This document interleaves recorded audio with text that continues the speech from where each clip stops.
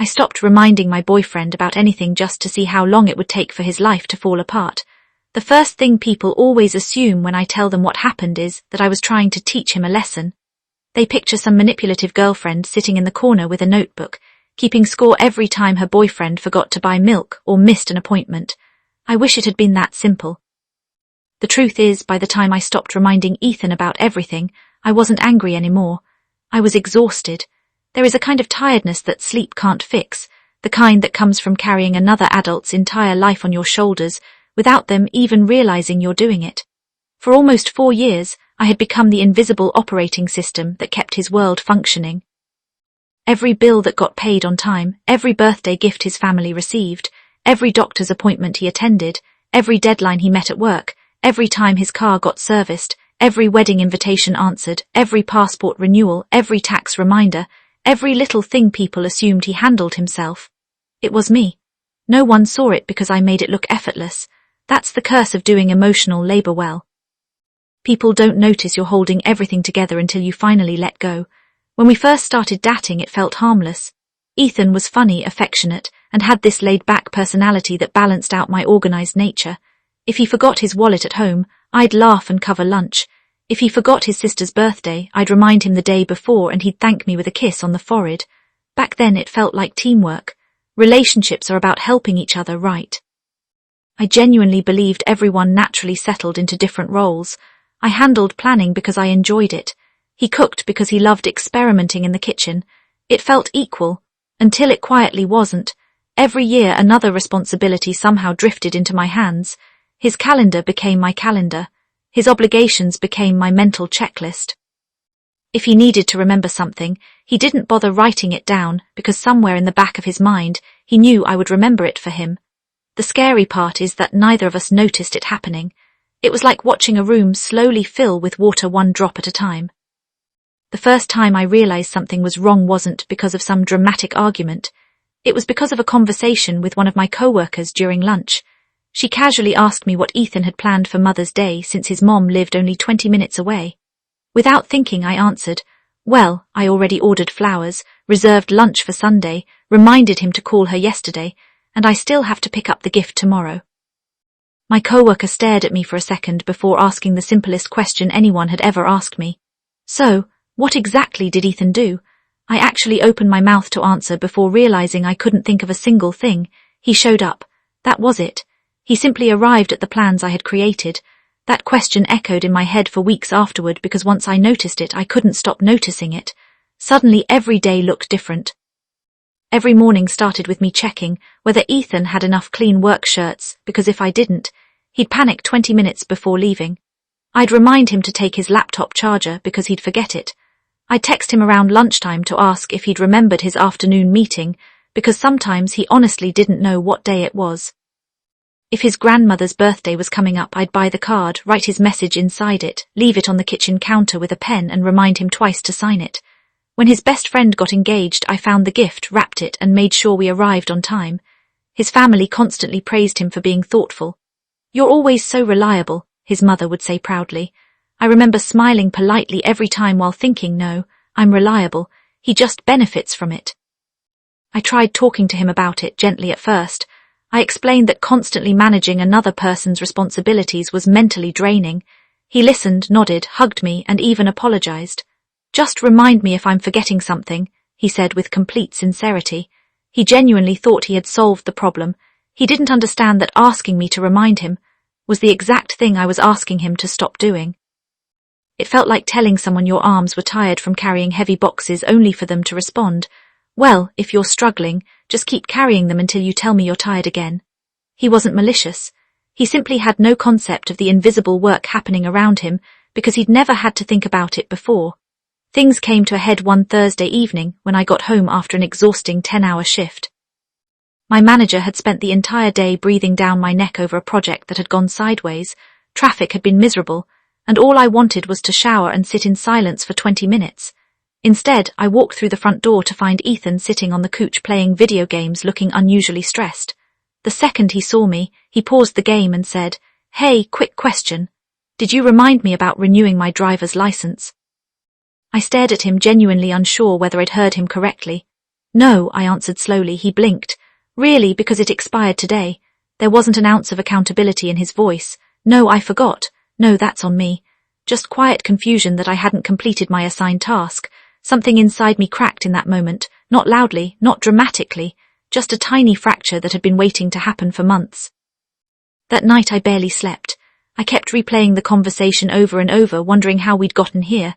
I wasn't his assistant, I wasn't his mother, I wasn't his calendar app, yet somehow I had become all three.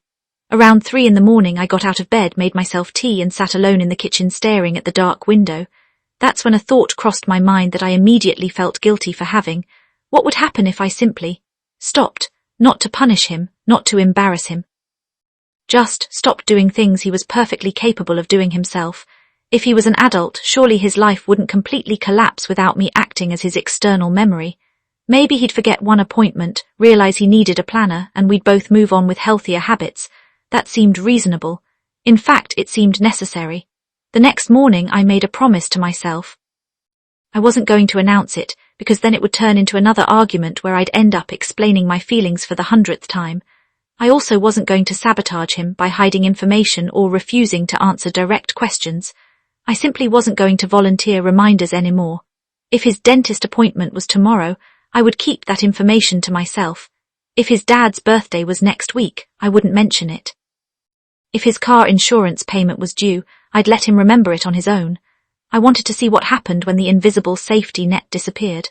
Deep down, I honestly expected him to adjust within a week or two. Maybe he'd buy a planner.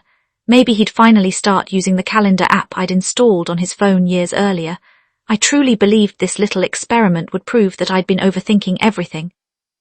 I had absolutely no idea that within a single month, almost every part of Ethan's carefully balanced life would begin unraveling, and for the first time since we'd met, everyone around him would finally see the difference between being responsible and simply having someone responsible standing quietly behind you. The first few days felt almost disappointingly normal. Ethan got up for work, grabbed his keys, kissed me goodbye, and walked out the door exactly as he always had.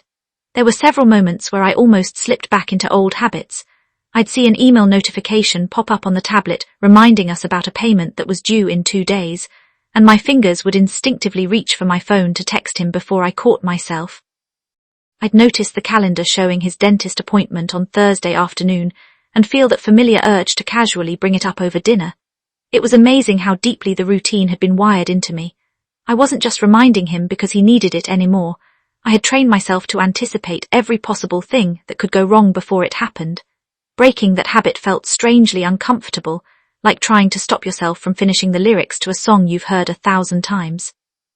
More than once I questioned whether I was being unfair, but then I'd remember all the conversations we'd already had, all the promises that changed nothing, and I'd quietly remind myself that I wasn't doing anything to him.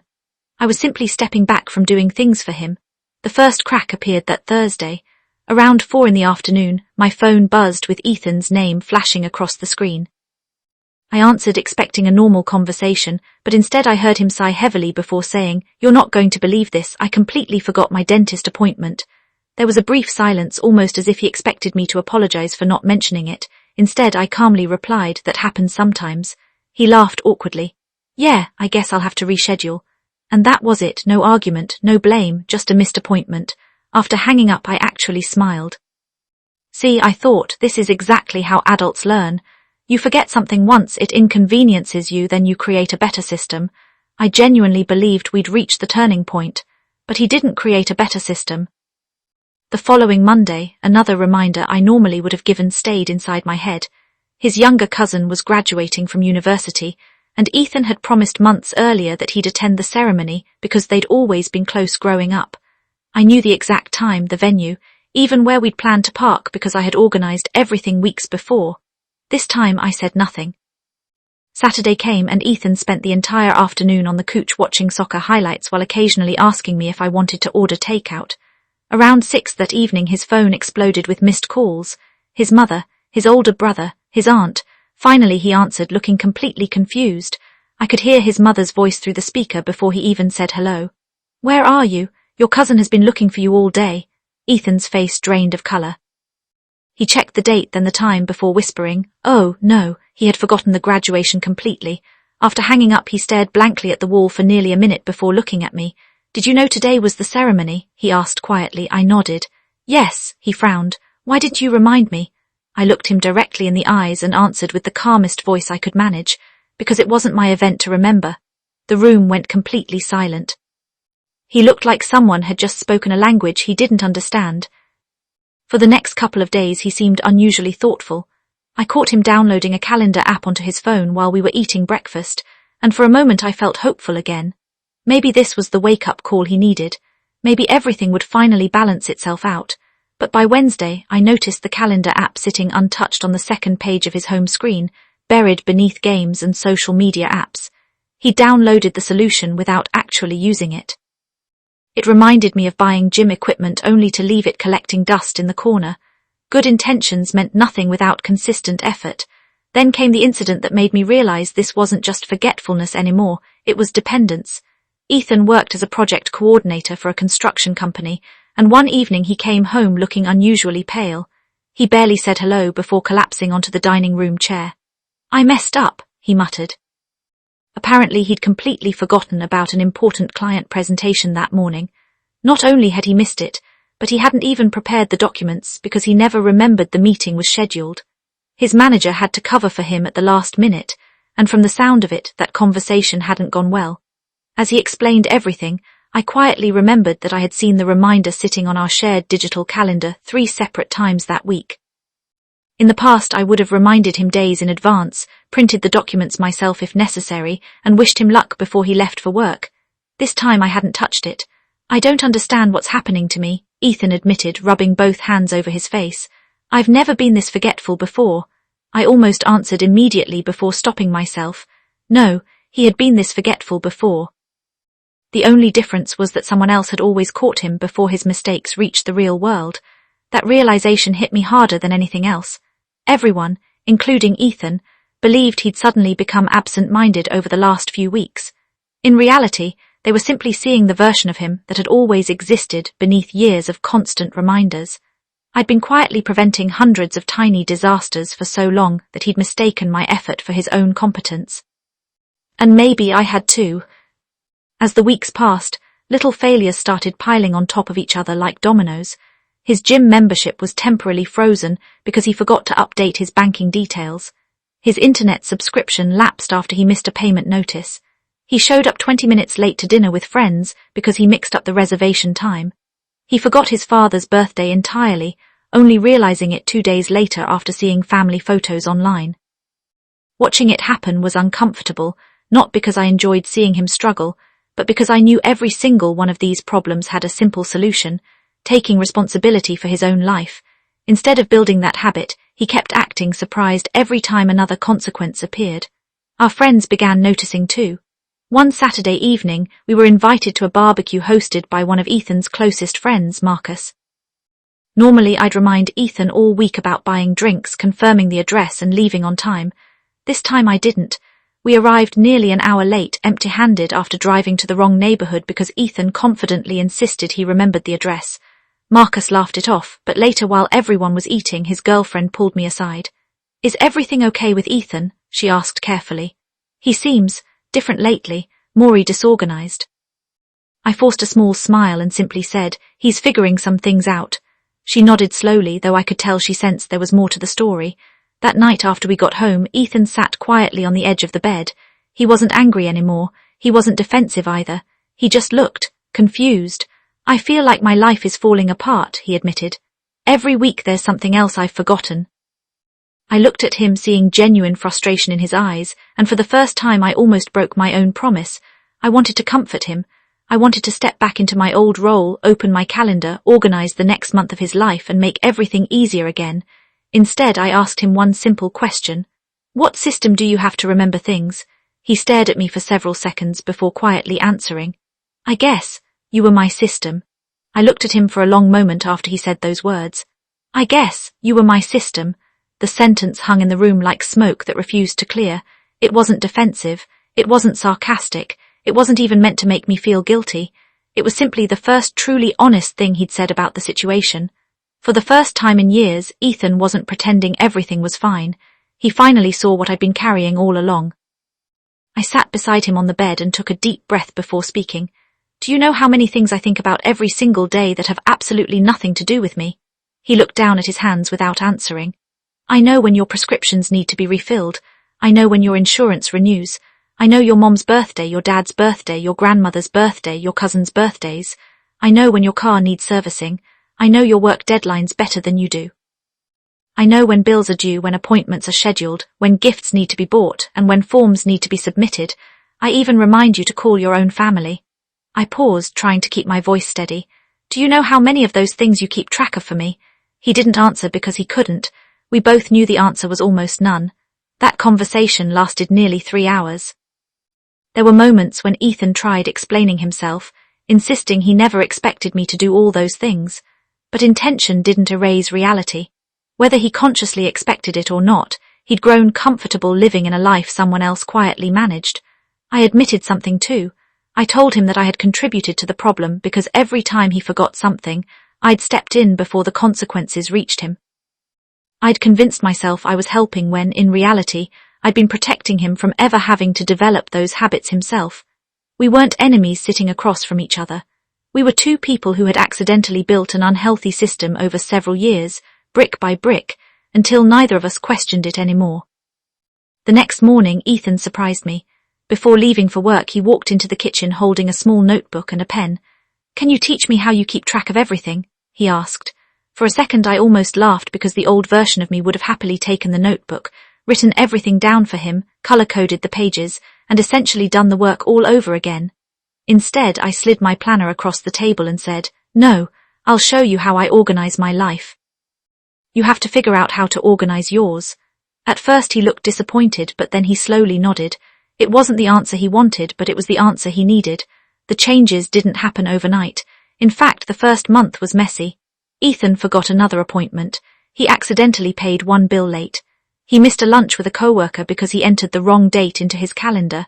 Every time something went wrong, I had to fight the urge to rescue him. Sometimes he'd even look at me hopefully, almost waiting for me to fix it.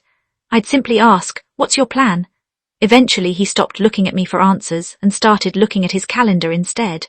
It sounds like such a small thing, but the first time I watched him set 3 reminders on his phone without anyone asking him to, I felt an overwhelming sense of relief. Not because he finally remembered something, but because the responsibility had finally landed where it always belonged. Then something unexpected happened. As Ethan became more responsible for himself, he also became more aware of everything happening around him. One evening I came home from work completely drained, only to find dinner already cooking. He smiled and said, "I remembered you had that meeting today." I blinked in surprise because I hadn't mentioned it that morning. A few days later, he asked how my mom's doctor's appointment had gone.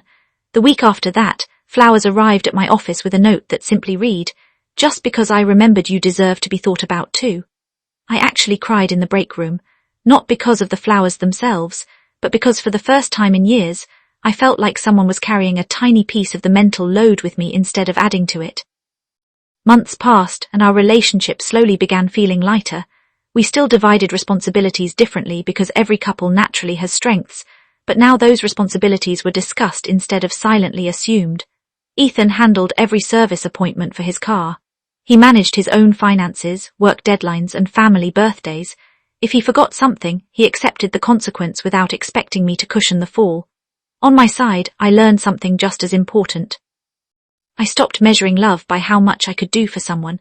Loving a person doesn't mean removing every obstacle from their path. Sometimes love means allowing them to experience the consequences that help them grow. About 6 months after my little experiment, we attended another family gathering. During dinner, Ethan's mother smiled at him and said, "You've become so organized lately. I don't know what changed, but I'm proud of you." Ethan looked across the table at me before answering. I finally realized someone else had been living my life for me. His mother looked confused, but I understood exactly what he meant. Under the table, he reached over and squeezed my hand. It wasn't a grand romantic gesture. It was a quiet acknowledgement of everything we'd both learned. Looking back now, people still ask if I planned the whole thing as some elaborate test. The answer is no. I wasn't trying to watch his life fall apart. I was trying to stop mine from falling apart under the weight of carrying 2 adults. The truth is, his life didn't collapse because I stopped reminding him. It only looked like it collapsed because the support system he'd been relying on without realizing it quietly stepped away. The mistakes weren't new, they were simply visible for the first time. Ironically, letting him struggle a little ended up saving our relationship. If I'd kept doing everything for him, I don't think we would have lasted another year. Resentment is quiet at first. It whispers instead of shouts, but if you ignore it long enough, it eventually speaks louder than love ever could. Thankfully, we caught it before that happened. Now, every once in a while, Ethan laughs whenever his phone buzzes with one of his countless reminders. He'll hold it up and grin before saying, "Future me says I need to leave in 10 minutes. And every single time I smile because that reminder didn't come from me. It came from him. Don't forget to subscribe, like, share and comment.